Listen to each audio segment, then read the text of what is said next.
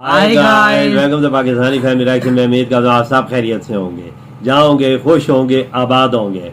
अगर आपने हमारे चैनल को सब्सक्राइब नहीं किया तो लाजमी सब्सक्राइब करें ताकि हमारी आने वाली वीडियो आप तक आसानी से पहुंचती रहे। मेरा नाम आजाद है। मेरा नाम नहीं। तो यार, अगर आप लोगों ने अभी तक इंस्टाग्राम पर फॉलो नहीं किया, फॉलो कर सकते हैं, वहाँ पर बात करनी कर सकते हैं, इन्फॉर्मेशन देनी हो तो दे सकते हैं, लिंक मिल जाएगा डिस्क्रिप्शन सेक्शन में। तो मेरा आज का वीडियो बड़ा ज़्यादा मस्त होने वाला है भाई।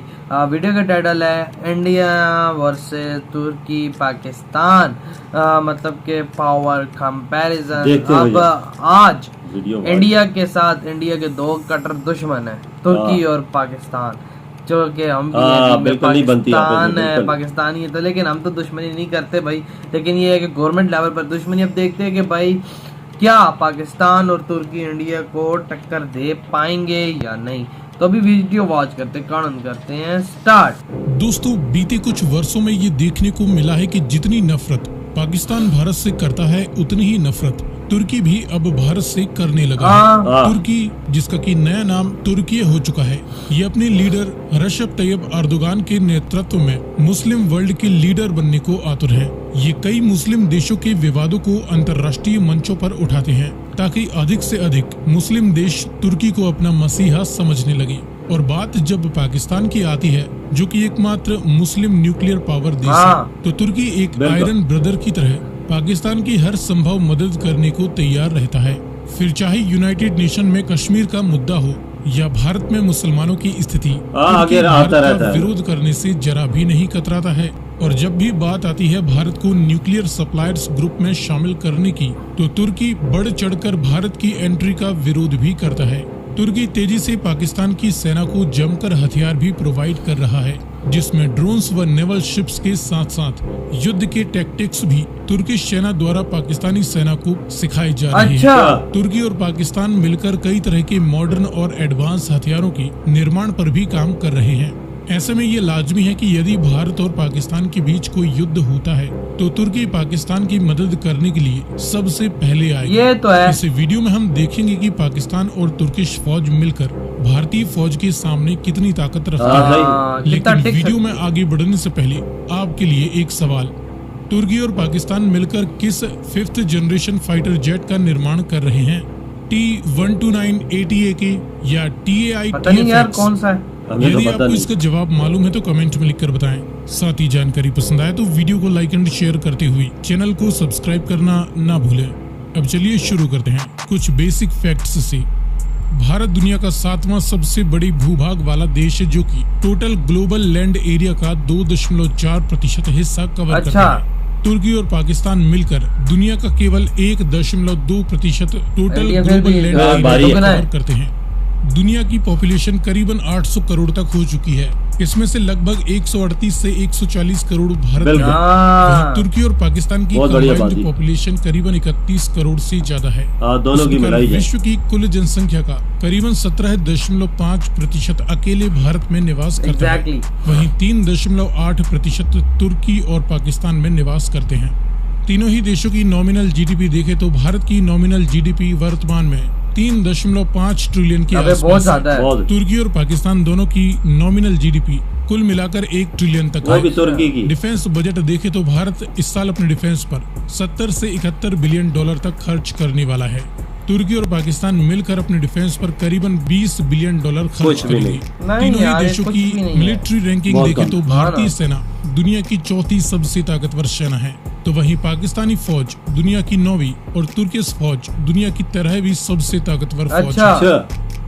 इसके बाद देखें एयर एंड मिलिट्री पावर, तो भारतीय सेना में एक्टिव और रिजर्व दोनों ही मिलाकर करीबन 26 लाख मिलिट्री पर्सनल है। तो तुर्किश और पाकिस्तानी फौज में एक्टिव और रिजर्व सभी मिलाकर करीबन 17.5 लाख टोटल मिलिट्री पर्सनल है। हवाई पावर में भारत के पास 2200 से ज्यादा सभी प्रकार के मिलिट्री एयरक्राफ्ट हैं।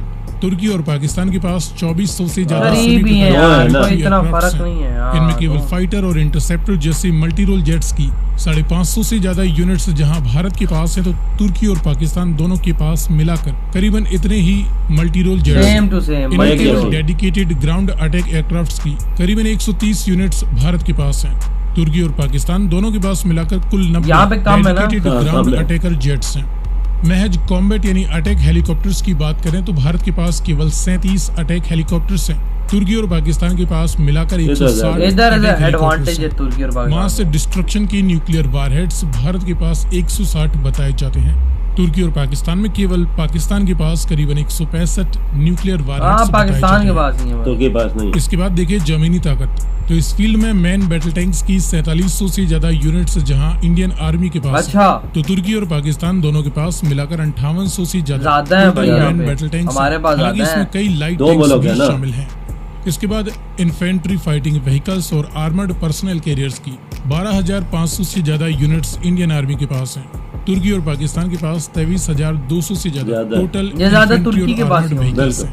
इसमें केवल सेल्फ प्रोपेल्ड हविजर्स की बात करें तो भारत के पास 100 कोरियन सेल्फ प्रोपेल्ड आर्टिलरीज मौजूद हैं। तुर्की और पाकिस्तान के पास 1600 से ज्यादा सेल्फ प्रोपेल्ड हविजर्स हैं। फील्ड यानी टाउड हविजर्स की 3300 यूनिट्स इंडियन आर्मी के पास हैं। तुर्की और पाकिस्तान के पास केवल 2400 टाउड आर्टिलरीज मौजूद हैं। मल्टीपल रॉकेट लॉन्चर्स की 1300 से ज्यादा यूनिट्स इंडिया के पास हैं। तुर्की और पाकिस्तान दोनों के पास मिलाकर करीबन 960 मल्टीपल रॉकेट लॉन्चर्स हैं। इसके बाद देखिए समुद्री ताकत। तो इस फील्ड में बड़े एयरक्राफ्ट कैरियर्स की 2 यूनिट्स जहां इंडियन नेवी ऑपरेट करती है। तो तुर्की और पाकिस्तान के पास कोई बड़ा एयरक्राफ्ट कैरियर नहीं है। समुद्री शक्ति को डिस्ट्रॉय करने वाले डिस्ट्रॉयर शिप्स की 10 यूनिट्स इंडियन नेवी के पास हैं। तुर्की और पाकिस्तान में केवल पाकिस्तान के पास केवल 2 मिसाइल गाइडेड फ्रिगेट्स हैं जो कि डिस्ट्रॉयर्स के रूप में इस्तेमाल की जाती हैं। फ्रिगेट्स में भारत के पास अभी 12 फ्रिगेट्स एक्टिव हैं। तुर्की और पाकिस्तान के पास मिलाकर 22 फ्रिगेट्स एक्टिव हैं। कॉर्वेट्स की कुल 21 यूनिट्स इंडियन नेवी के पास एक्टिव कंडीशन में है। तुर्की और पाकिस्तान के पास 12 कॉर्वेट्स हैं। समुद्र की गुप्त हथियारों में सबमरीन्स की 17 यूनिट्स इंडियन नेवी के पास हैं। तुर्की और पाकिस्तान के पास करीबन 20 सबमरीन्स हैं। फ्रेंड्स, ये रहा इंडियन मिलिट्री और तुर्की और पाकिस्तान की कंबाइंड मिलिट्री पावर के बीच एक क्विक कंपैरिजन। जानकारी पसंद आई तो वीडियो को लाइक एंड शेयर करते हुए इधर ये वीडियो खत्म। अब आते हैं अपने रिव्यू की तरफ। तो इंडिया की ताकत इजाफा है बाबा, मतलब कि लैंड पावर में तो वाकई में इंडिया का इजाफा है।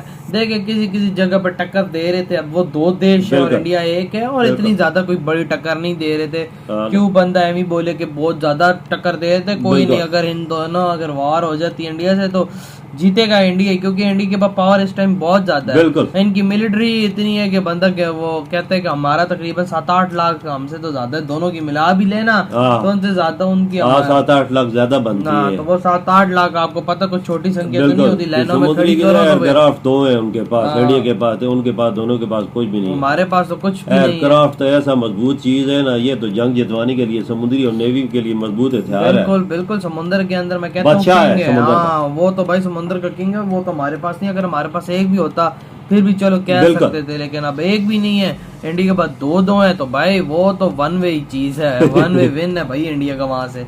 और अगर एयरफोर्स की बात की जाए, एयरफोर्स में भी काफी टक्कर का मुकाबला है भाई। जाहिर बात है वो 2 देश हैं, इंडिया एक है। 100-200 जहाजों का मेरे ख्याल से फर्क है। लेकिन ये है कि भाई साहब उसमें भी अगर इंडिया, जाहिर बात इंडिया में बड़े लेटेस्ट जहाज है तो वो उसमें भी भारी है, क्योंकि यार वो देख SU-30 हो गया, राफेल हो गया, ये भाई बहुत ज्यादा हो गया। वो तो पापा अभी थोड़े पुराने हो गए ना, लेकिन ये ना ये काफी लेटेस्ट वर्जन इंडिया के पास आता है। बिल्कुल आ रहा, राफेल आ रहे हैं। हाँ बिल्कुल। तो यार आप लोग बताएं आपकी क्या थॉट है इस वीडियो के बारे में। अगर ये वीडियो आप लोगों को अच्छा लगा तो like, comment, share and subscribe करें। इधर वीडियो खत्म करते हैं, हमने बहुत ज्यादा ख्याल रखना।